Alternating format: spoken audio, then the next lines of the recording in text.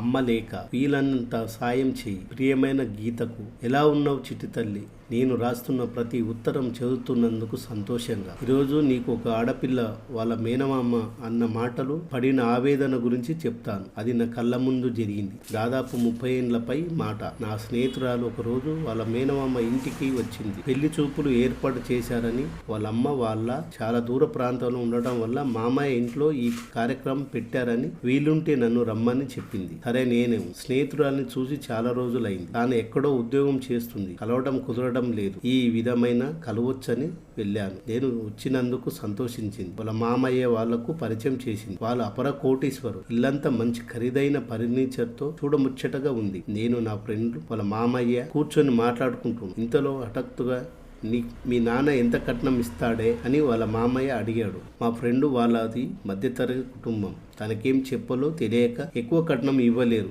ఏమైనా 25,000 ఇవ్వగలరేమో అంది. దాంతో అతని వెంటనే 25,000 ఎవడు చేసుకుంటాడే, బంటోతు కూడా దొరకడు. అయినా కట్నం ఇచ్చుకోలేనప్పుడు ఆడపిల్లని ఎందుకు కన్నాడు మీ నాన్న అనేసరికి పాపం నా ఫ్రెండ్ కళ్ళలో నీళ్లు తిరిగాయి. ఏం మాట్లాడకుండా కళ్ళనీళ్లు పెట్టుకుని అక్కడి నుంచి లేచి వెళ్ళిపోయింది. ఇదంతా ఎందుకు చెప్తున్నానంటే, నిజంగా చెల్లెలు మీద ప్రేమ ఉంటే ఒకవేళ మంచి సంబంధం అయితే సాయపడాలి. డబ్బున్న వాళ్ళకే ఆడపిల్లలు పుట్టాలని, డబ్బు లేని వాళ్లకు ఆడపిల్ల పుట్టకూడదని నియమం ఎక్కడుంది?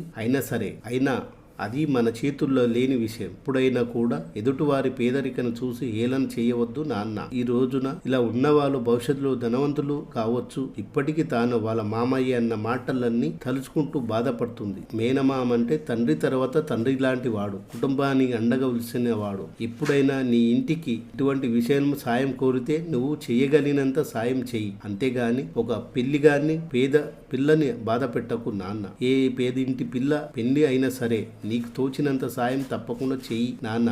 ఉంటాను. పాలపర్తి సంధ్యారాణి.